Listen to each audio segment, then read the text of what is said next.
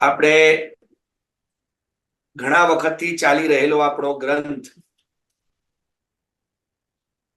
જો કે હવે સમાપનના આરે છે, અને એ છે સ્વમાર્ગ નિર્ણય નિરૂપણ ગ્રંથ. શ્રી હરિરાયજી મહાપ્રભુજી આપણને સમજાવે છે કઈ રીતે આપણે આપણા માર્ગનો નિર્ણય કરવો, આપણો માર્ગ કેવો છે, અને એ માર્ગની અંદર આપણે કઈ રીતે અનુસરવાનું છે. કેમ કે જેમ આપણા ભગવદીઓએ આગલા ચરણમાં ભગવદીઓને સર્વ 84 252 ઇત્યાદિ જેટલા ભગવદીઓ છે એ સર્વે ભગવદીઓને સાષ્ટાંગ દંડવત પ્રણામ મનસા તો કરીએ જ છીએ કે તદંગીકૃત ભક્તાનામ સાદરમ ચ પ્રપદ્યતે, એમના શરણાગતિ પણ સ્વીકારીએ છીએ. એવા શ્રી ગોપાલદાસજી કહી રહ્યા છે, એવો માર્ગ શ્રી વલ્લભ વરનો રે, જ્યાં પ્રવેશ નહીં વિધિ હરનો રે. અને આપણને આપણા આચાર્યોના ગ્રંથોમાં એ વાત પ્રાપ્ત થાય છે કે માર્ગોયમ સર્વમાર્ગાણામ ઉત્તમ પરિકીર્તિતા. વિશ્વની અંદર પરમ કલ્યાણ સાધનારા જેટલા માર્ગો છે એ બધા માર્ગોની અંદર ઉત્તમ કોઈ માર્ગ અગર હોય તો કે છે માર્ગોયમ સર્વમાર્ગાણામ ઉત્તમ પરિકીર્તિત. ઉત્તમમાં ઉત્તમ તો આ જ માર્ગ છે. અને કયો તો કે જગતગુરુ ભગવાન શ્રી મહાપ્રભુ વલ્લભાચાર્ય ચરણ.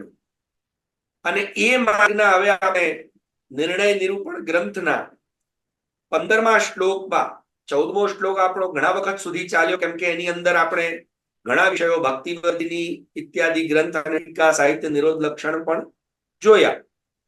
હવે કહી રહ્યા છે 15મા શ્લોકમાં, તદર્થમ સેવના પ્રોક્તા સાપી ભાવાત્મ્યા પુનઃ તત્પ્રાપ્ય ફલરૂપોપી પ્રભુર્ભાવાત્મકો મતઃ તલ્લીલાપી તથા ભૂતા મંતવ્યા રસકો વિદૈહિ.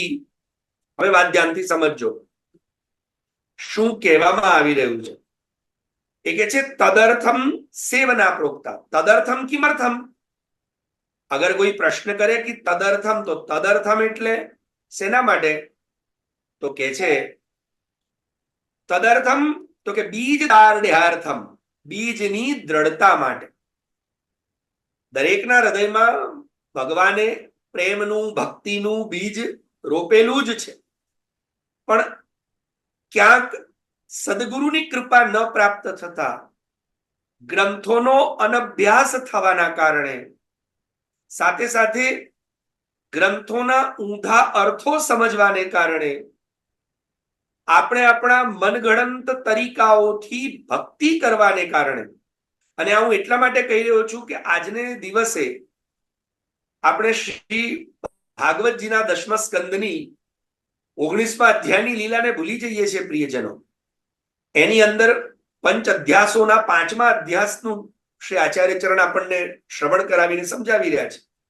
શુકાચાર્યજી કહી રહ્યા છે કે જે ગાયો ભગવાનથી દૂર ચાલી ગઈ, અને એ ગાયો જે દૂર ચાલી ગઈ એ ગાયો માટે શું શબ્દ વાપર્યા છે ખબર છે?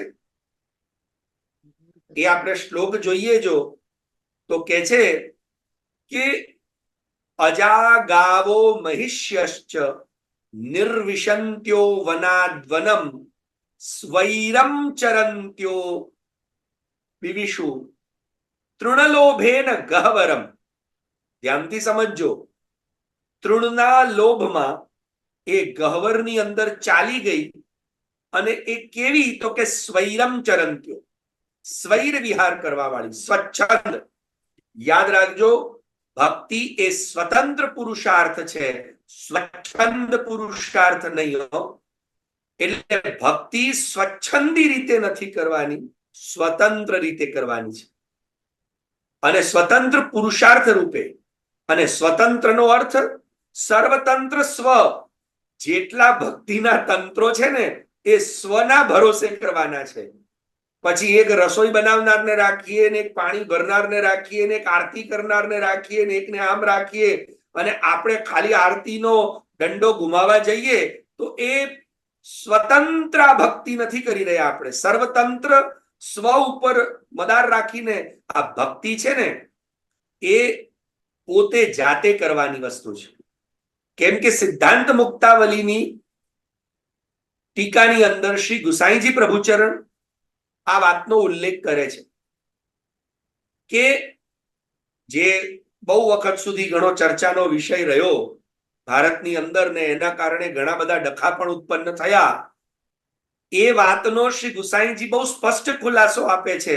પણ પ્રિયજનો દુઃખ એક જ વાતનું છે કે આપણે ગ્રંથોનો અભ્યાસ ના કર્યો. એટલા માટે જ મેં કહ્યું કે આ બીજની દ્રઢતા કેમ થતી નથી. યાદ રાખજો, ઠાકોરજીને તમે ઘરમાં દૂધ અરોગાવો છો, સ્નાન કરાવો છો, શૃંગાર કરાવો છો એટલે તમે એમ માનો છો કે આપણી ઇતિશ્રી થઈ ગઈ ને આપણું બીજ દ્રઢ છે. એવું રખે માનતા કે તમે કોઈ મોટા મનોરથોની અંદર મોટે ઉપાડે દોડી દોડીને નાચવા કૂદવા પહોંચી જાઓ છો, એનાથી એવું રખે માનતા કે તમે ક્યાંય બ્રિજની દ્રઢતા છે. આપણા જેટલા વિષયો છે શ્રી મહાપ્રભુ વલ્લભાચાર્ય ચરણે 84 અને શ્રી ગુસાઈજી પ્રભુચરણ અને શ્રી ગોપીનાથ પ્રભુચરણના સંમિલિત ભક્તો 252.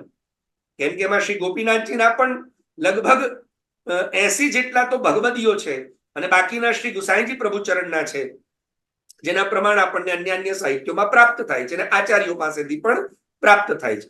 તો એ મૂળ ત્રણેય આચાર્યોના જે સેવકો છે ને એમને જયારે શ્રી ઠાકોરજી પધરાવી આપ્યા ને પછી શું કહ્યું ખબર છે? श्री महाप्रभु जी, श्री गोपीनाथ जी, श्री गुसाई जी बधाने ये मेरो सर्वस्व है, हम तुमको पधराए रहे हैं, याकू अपनो जानी के सेवा करियो. અને તમારાથી ના બની આવે ને ત્યારે વિચાર કરશું.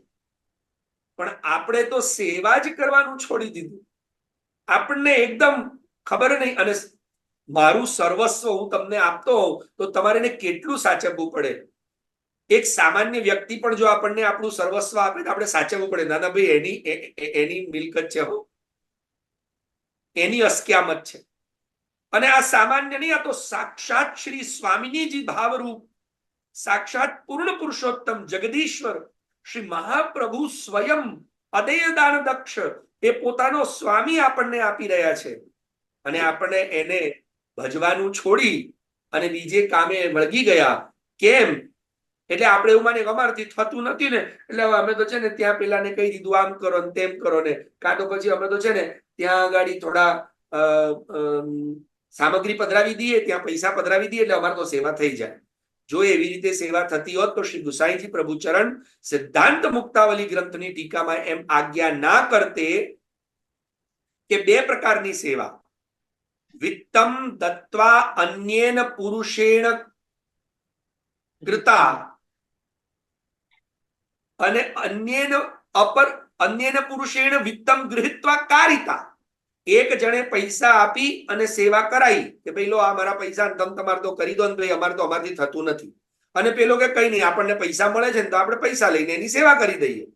તો શ્રી ગુસાઈજી પ્રભુચરણ કહે છે, અને મારા પૂજ્ય ગુરુવર્યના મને શબ્દો હજી યાદ છે અને તે પોતે બિરાજી રહ્યા છે, અહીંયા મારી બાજુમાં જ બિરાજી રહ્યા છે, એટલે એ જ સમજણ આપી રહ્યા છે કે વિત્તમ દત્વા અન્યેન પુરુષેણ કૃતા ને અન્યેન પુરુષેણ વિત્તમ ગૃહીત્વા કારિતા. તે જે સેવા છે તત્ સાધિકે ન ભવંતી. એટલે શેની સાધનારી બનતી નથી? એવું નથી કે તનુજા ને વિત્તજા બે અલગ ના થઈ શકે, થઈ શકે. શ્રી ગુસાઈજી કે છે કરતા હશે ઘણા લોકો, એક પૈસા લઈને કરે છે અને એક પૈસા આપીને કરાવે છે, એટલે અલગ અલગ રીતે થઈ છે કે જે કરી રહ્યો છે પૈસા લઈને એનું શરીર વપરાઈ રહ્યું છે અને જે પૈસા આપી રહ્યો છે એના પૈસા વપરાઈ રહ્યા છે, પરંતુ એ બંનેની સેવા પૂરી થતી નથી. તે તત્સાધિકે ન ભવંતી. કઈ સાધના આપણી છે? આપણી પુષ્ટિ ભક્તિની સાધના શું છે? આ સ્વમાર્ગને જ આપણે જાણવાનો છે પ્રિયજનો. અને સાધના છે માનસી સા પરામતા ચેતસ્તત પ્રવણમ સેવા, ચિત્તનું કૃષ્ણમાં પ્રવણ થઈ જવું, સ્થિર થઈ જવું. શું આજને દિવસે આપણું ચિત્ત કૃષ્ણમાં સ્થિર થયું છે ખરું પ્રિયજનો? બે ઘડી વિચાર કરીએ. શું આજને દિવસે માનસીની દશા, અને માનસી એટલે પાછી શ્રી ગુસાઈજી પ્રભુચરણે કોઈકને માનસી સિદ્ધ કરાવી હતી એવી નહીં હો, કે જ્યાં તને માનસી થઈ જશે ને તો એટલે મેં 1 મુઠ્ઠી ખાંડ નાખીને, 2 મુઠ્ઠી ખાંડ નાખીને, 3 મુઠ્ઠી ખાંડ નાખી, અરે વધારે પડી ગઈ 2 કાઢી લીધી, આવી નહીં. મનથી થનારી નહીં, પણ માનસીનો અર્થ છે કે મનની અંદર કૃષ્ણ સિવાયનો કોઈ વિષય વિચાર રહે નહીં. એનું નામ માનસીની સિદ્ધિ. ઉઠતા બેઠતા જાગતા ખાતા પીતા સૂતા સર્વ પ્રકારે તમને કૃષ્ણનો જ નિરંતર વિચાર આવે, તે માનસીની સિદ્ધિ છે. એટલે શરીરની સાથે મન લાગે. જેમ આસ્કરણ રાજા, જુઓ માનસીની સિદ્ધિ તો આસ્કરણ રાજાને થઈ, કે આસ્કરણ રાજા પોતાના ઘરે ઠાકોરજીને, મોહન અને નાગર એમના ત્યાં 2 સ્વરૂપ બિરાજતા, અને બંને આવા મુરલીધારી. તો એ બંને ઠાકોરજીને સ્નાન કરાવી, શૃંગાર કરાવી, રાજભોગ ધરાવી, અને પછી રાજાનું કૃત્ય યુદ્ધ કરવું એ રાજાનું ક્ષત્રિયનું કર્તવ્ય નિભાવવા ગયા. તે વખતે ત્યાં એમને જુઓ માનસી કોને કહેવાય, કે ગયા છે યુદ્ધના મેદાનમાં, હાથમાં તલવાર છે, સામે શત્રુ છે, ચારે બાજુ મારો કાપો હો હા ચાલી રહી છે, પણ એને મનમાં વિચાર આવ્યો, અરે પ્રભુને કડી તો અરોગાઈ જ નહીં, મેં સામગ્રી સિદ્ધ કરી સેવક તરીકે, અને હું મારું રાજાનું કર્તવ્ય નિભાવવા આવ્યો. એટલે વર્ણાશ્રમ ધર્મ પણ સાથે નિભાવવાના જ છે. આના માટે ચતુશ્લોકી ગ્રંથની શ્રી દ્વારકેશજીની ટીકા વાંચી લેજો. અત્યારે જે અમારા બીજા મંગળ બુધવારે ક્લાસો ચાલે છે, ષોડશ ગ્રંથ ઇત્યાદિ, એની અંદર આજ વર્ણાશ્રમ ધર્મ વિશે હમણાં 2 મંગળવારથી ઘણું ચાલી રહ્યું છે. તો વર્ણાશ્રમ ધર્મ નિભાવતા સેવા કરવાની છે. અને એટલે જ શ્રી મહાપ્રભુજીનું નામ સર્વોત્તમ સ્તોત્રની અંદર શ્રી ગુસાઈજી પ્રભુચરણ કર્મ માર્ગ પ્રવર્તકાય નમઃ, કર્મ માર્ગ પ્રવર્તકા એમને એમ નથી આપ્યું. ક્યારેક એની પણ ટીકા વાંચજો શ્રી ગોકુલનાથજી પ્રભૃતિ ઇત્યાદિ આપણા આચાર્યોની. યાગાદૌ ભક્તિ માર્ગૈક સાધનત્વોપદેશકા, શ્રી મહાપ્રભુજીએ યાગાદી ઇત્યાદિ સાધનોનો પણ ઉપદેશ ભક્તિ માર્ગના અંતર્ગત આપ્યો છે, પણ એને છોડવાનું કહ્યું નથી. અને એટલે જ તો અમારા પૂજ્ય ગુરુવર એવી આજ્ઞા કરતા કે શ્રીમતી સુબોધિનીજીની અંદર પણ શ્રી મહાપ્રભુજી જણાવે છે કે સ્વધર્મની વ્યાખ્યા, કે યાવત દેહોયમ તાવદ વર્ણાશ્રમાદય એવ ધર્માઃ સ્વધર્માઃ. જ્યાં સુધી તમને દેહાદી ભાન અભિમાન છે અને દેહાદી પ્રત્યે આસક્તિ છે, ત્યાં સુધી તો તમારા વર્ણ અને આશ્રમના ધર્મો નિભાવવાના જ છે અને કૃષ્ણની સેવા કરવાની છે. યદા જીવ પુનઃ સ્વમ આત્માનમ મન્યતે, જ્યારે પોતાના આત્મતત્વમાં સ્થિર થઈ જાય અને હું દાસ છું એવું એને પરમેનન્ટ ભાન થઈ જાય, જેવું સુરદાસજીને થઈ ગયું, જેવું પદ્મનાભદાસજીને થઈ ગયું. અને ત્યારે જ પદ્મનાભદાસજીની જેમ બોલી શકાય, ખાલી વાર્તાઓ વાંચીને અમે તો આવું કહી દીધું એવું કહેવાય નહીં હો. પદ્મનાભદાસજી કહી શકે કેમ કે એમનું આત્મભાવમાં મન સ્થિર થઈ ગયું, અને એટલે એમણે કીધું કે આ અંગૂઠો કપાય તો સગાઈ ભોગ થાય, કેમ કે હું તો આ અંગૂઠાથી તિલક કરી આવ્યો. આપણું હજી માનસીની સિદ્ધિની અવસ્થાનો વિષય આવ્યો નથી પ્રિયજનો. અને માટે શ્રી આચાર્ય ચરણે કર્મમાર્ગ પ્રવર્તકા, એ શ્રી મહાપ્રભુ વલ્લભાચાર્ય ચરણ ભગવાન શ્રી વલ્લભનું નામ છે આપના પ્રભુનું. અને માટે શ્રી આચાર્ય ચરણ સમજાવી રહ્યા. તો અહીંયા બીજ ભાવની દ્રઢતા નહીં થવાની પાછળનું કારણ પણ આ જ છે કે આપણે સેવાને માત્ર ને માત્ર ક્રિયા બનાવી દીધી, પ્રેમાત્મિકા ન બની શકી. અને પ્રેમાત્મિકા નહીં બનવા પાછળના ઘણા બધા પરિબળો કામ કરે છે.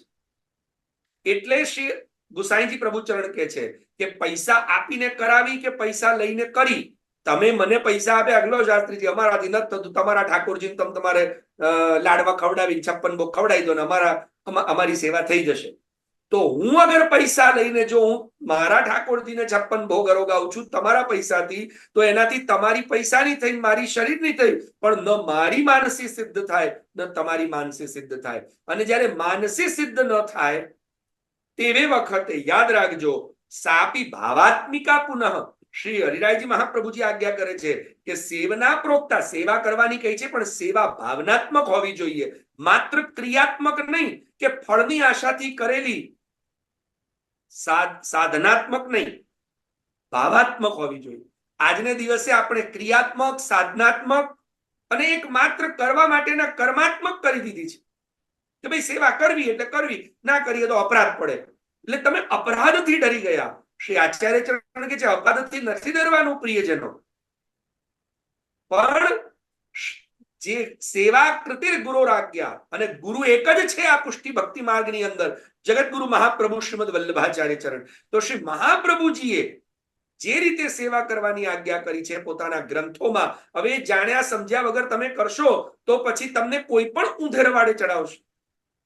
જેમ હું એક સિમ્પલ એક વાત કહું તમને પ્રિયજનો, તમે કોઈ ઇલેક્ટ્રોનિક વસ્તુ બજારમાંથી લઈ આવ્યા, માર્કેટમાંથી, હવે નવી નવી લાવ્યા છો, તમને વાપરતા આવડતી નથી, તો પછી તમારે શું કરવું પડે? કાં તો કોઈ જાણકારને મળવું પડે, અને કાં તો છે ને તમે જે વસ્તુ લાવ્યો ને એની જોડે એની મેન્યુઅલ એક બુક આવે કે ના આવે? એ મેન્યુઅલ બુક વાંચીને પછી એને ઓપરેટ કરવી પડે. હવે તમે મેન્યુઅલ બુકે નથી વાંચ્યા કે પછી તમે કોઈ એ વિષયના જાણકારને પણ નથી મળ્યા અને તમે વસ્તુ વાપરો તો શું થાય? એમાં એરર આવે, કાં તો વસ્તુ બગડી જાય ને કે સોરી તમે ભૂલથી એક એવું બટન દબાઈ દીધું કે હવે આ કોઈ કામમાં નહીં લાગે. એવી જ રીતે પુષ્ટિ ભક્તિનું મેન્યુઅલ છે શ્રી મહાપ્રભુ વલ્લભાચાર્ય ચરણ ભગવાન શ્રી વલ્લભના ગ્રંથો, શ્રી ગોપીનાથજીના ગ્રંથો, શ્રી ગુસાઈજીના ગ્રંથો. આપણે એ મેન્યુઅલ તો વાંચતા નથી.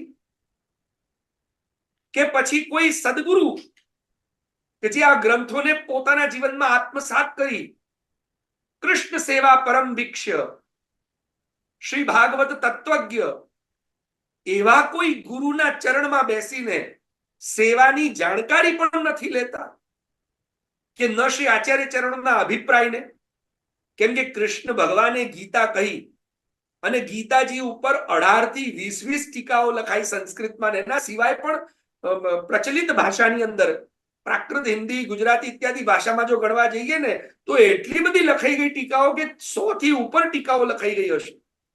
પણ છતાંય તમને ખ્યાલ ના હોય તો કહું કે શ્રી કૃષ્ણ ગીતાજીના માધ્યમથી શું કહેવા માંગે છે એ તો શ્રી મહાપ્રભુજી જ સમજી શક્યા. અને એટલે શ્રી ગુસાઈજીએ કહ્યું સર્વોત્તમ સ્તોત્રની અંદર શ્રી મહાપ્રભુજીનું નામ કે શ્રી કૃષ્ણ હાર્દવિત.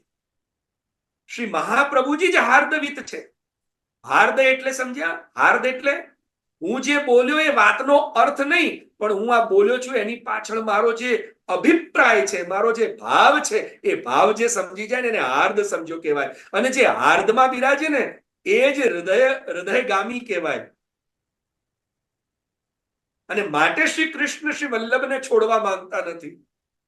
અને એવા કૃષ્ણને શ્રી મહાપ્રભુજી આપણા માથે પધરાવે છે ને માટે આપણે અદય દાની કહીએ છીએ એમનું, કે આવું દાન કોઈ કરે અને એવું અદય દાન મળીને પણ આપણે એની વેલ્યુ ના કરી શકીએ, એને વ્યર્થ કરી દઈએ પ્રિયજનો, તો પછી સેવા ક્રિયાત્મક, સાધનાત્મક, કર્માત્મક માત્ર એક વિધિ અનુસાર બની જશે, પણ એ ભાવાત્મક નહીં બને. શરીરાઈજી મહાપ્રભુ આજ્ઞા કરે છે સાપી ભાવાત્મિકા પુનઃ તત્પ્રાપ્ય ફલરૂપોપી પ્રભુર ભાવાત્મકો મતઃ. એનું કારણ છે પ્રભુ પણ ભાવાત્મક છે, અને પ્રભુ ભાવાત્મક હોય તો સેવા પણ ભાવાત્મક હોવી જોઈએ, તો જ તમારું ફલ પણ ભાવાત્મક થશે. અને નહીં તો પછી આ દુનિયાની અંદર તમને ઠાકોરજીની સેવા, શૃંગાર, લીલાના નામ પર લોકો આડે અવળે ધંધે તમને પ્રેમ કરીને ચડાવશે અને તમે ચડીએ જશો.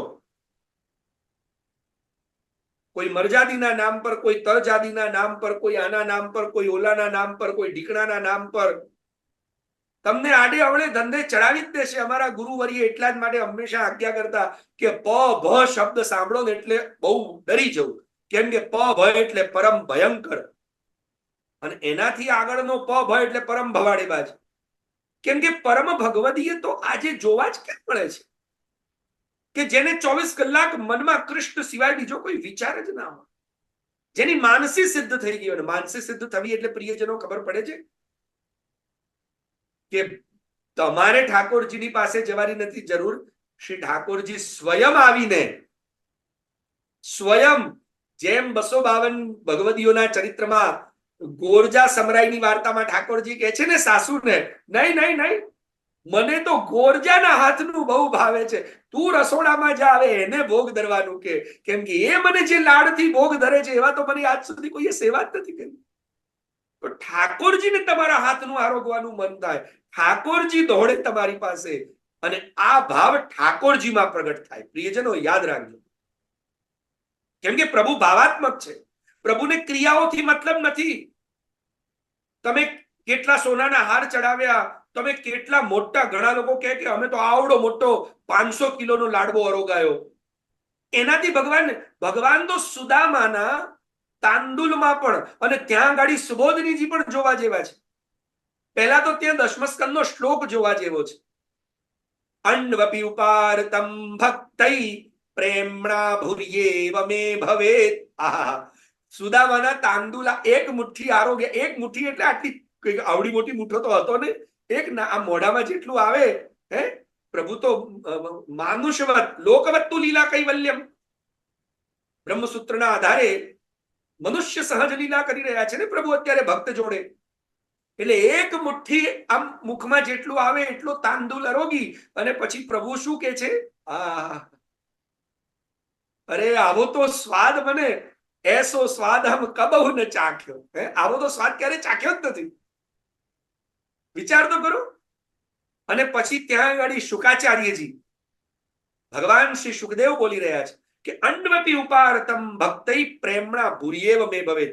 ભગવાને સુદામાને કહ્યું કે સુદામા, યાદ રાખ, અણુ અપી, એક દાણો, અણુ એટલે એક દાણો, અન્વપી ઉપારતમ, ઉપારતમ એટલે હમણાં જ આપણે ઉપનો અર્થ સાંભળ્યો ને ભ્રમર ગીતની અંદર. ઉપ એટલે સમીપે, અને ઉપારતમ, મારી પાસે જ્યારે એ વસ્તુ લાવવામાં આવે ને, મને સમર્પિત કરવામાં આવે, પણ એ કેવી રીતે હોવી જોઈએ? તો તૃતીય વિભક્તિ લગાવી, પ્રેમણા. પ્રેમણા એટલે પ્રેમ વડે. અણુ અપી ઉપારતમ, અને પાછું એ કોણ લાવેલો હોવો જોઈએ?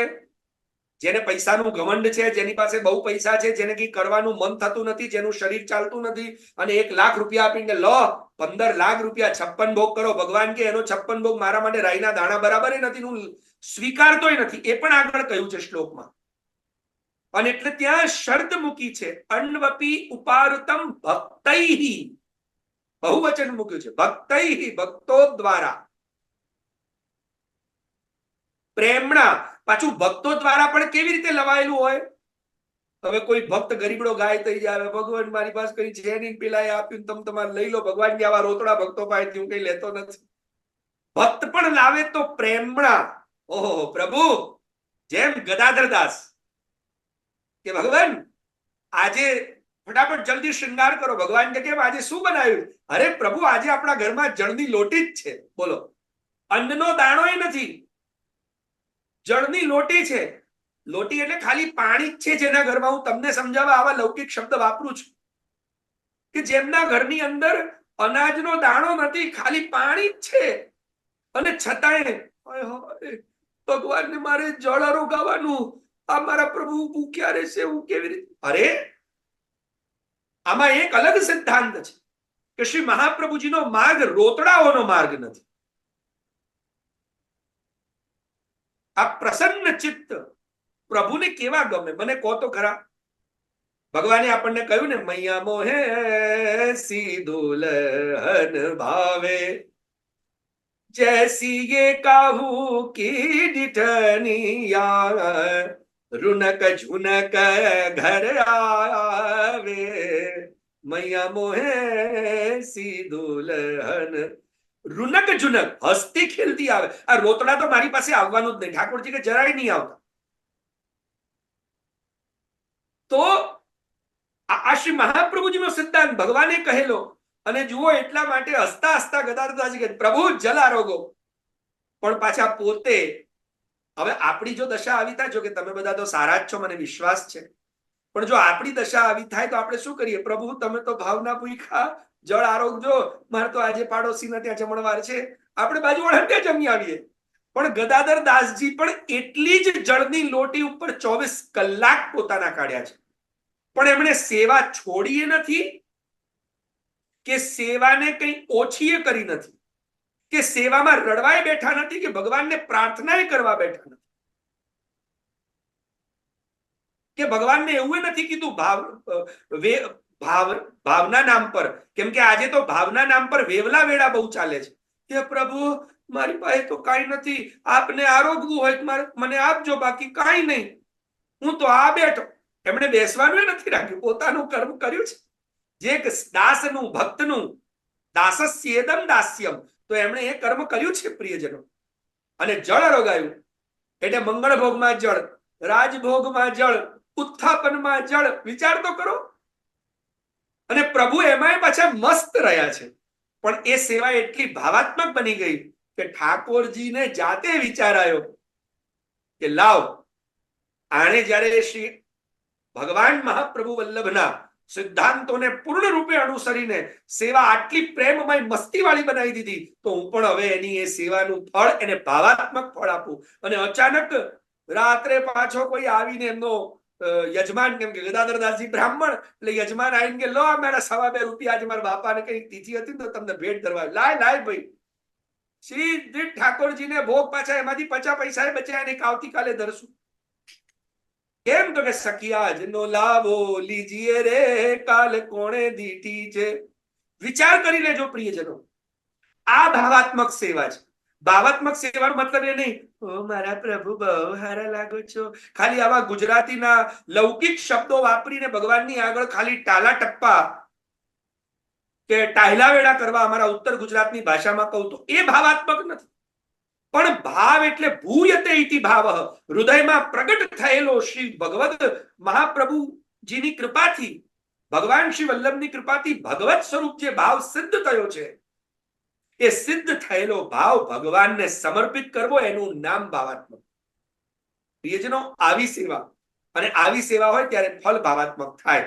અસ્તુ, મને લાગે છે મારો સમય મને ઇનકાર કરે છે. આપણે 15મા શ્લોકનો 4 ચરણોને અત્યારે જે કંઈ પણ ભગવત કૃપા ગુરુ કૃપાથી જોઈ શક્યા છીએ તે આપણે જોઈ રહ્યા છીએ. અને જોઈ શક્યા એ ઠાકોરજીની, મહાપ્રભુજીની, શ્રી ગોપીનાથજીની, શ્રી ગુસાઈજીની, ગુરુજીની, પિતાશ્રીની કૃપા છે. અને એ જ પ્રમાણે બોલાયું છે તે સમર્પિત કરીએ. બાકીના વિષયો હવે આપણે આવતા શનિવારે લઈશું.